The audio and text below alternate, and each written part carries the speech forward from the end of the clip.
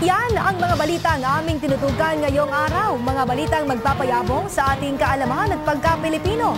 At mga impormasyong makatutulong para lahat tayo ay handa sa pagtama ng anumang sakuna. Magbahagi po sa aming balitaan, i-like lamang ang aming Facebook page at i-follow nyo kami sa aming YouTube channel. Para naman sa inyong mga comments, suggestions at public service announcements, mag-email lamang dito sa IBC. Maraming salamat mga kaibigan. 13 days na lamang po at Pasko na. Muli po kaming magbabalik bukas. Ako po si Princess Jordan at ito ang IBC Tutok 13.